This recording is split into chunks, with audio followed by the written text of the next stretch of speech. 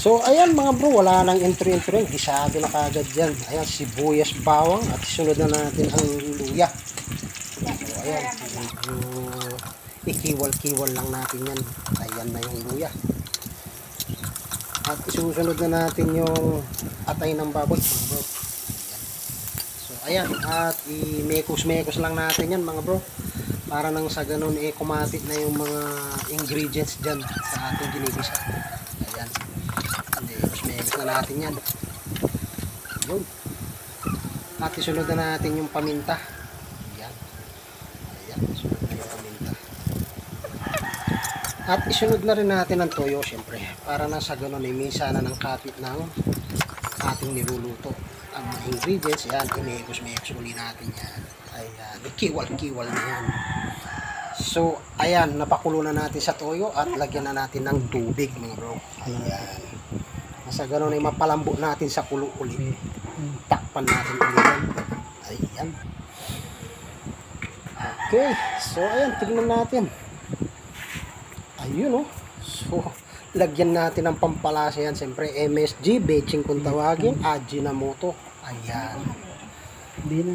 Okay, ayan. Malapit na po siya. Takpan natin uli. Ayan. Lagyan mo muna yung sibuyas. So, ayan. Medyo okay na mga bro. Lagyan na natin na sibuyas yan. Yung ginaya na sibuyas, kung tawagin ay onion rings. Ayan. Lagyan na natin ng onion rings yan mga bro. Nangangamoy na. Malapit na. Malapit na sa katotohanan niya mga bro. Ayan. At nakakagutom na. At shout out nga po pala sa ating mga subscriber, no? At sa mga bagong subscriber po natin. Thank you so much po sa inyo lahat sa suporta. Ayan. Okay.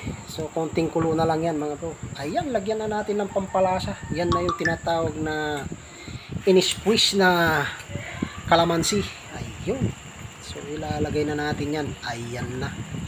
So nasa inyo po yan kung gusto niyo medyo maasim at medyo tamang timpla lang sa asim. Nasa inyo po yan. Ayun. Okay, takpan natin ulit. At ayan, malapit na. Ayun, naluto na rin sa wakas. Ayan, oh. Tayo makakakain na. Ayan.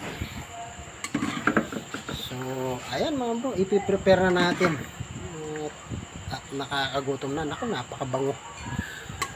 Steak Tagalog. Ayan. Inadobo sa kalamansi kung tawagin yan sa Tagalog o bistik Tagalog. Ayan. Yun. Yung mga nagdadala yung mga onion rings na yan. Yung napakasarap niyan na mainit-init pa. Ayun. So ayan mga bro, ito na yung finished product natin na ating niluto. Ayan. Napakasarap niyan. Umuusok na naman sa sarap mga bro. Ayan. So kain na tayo. Kainan na. Okay. Thank you for watching at God bless po sa ating lahat.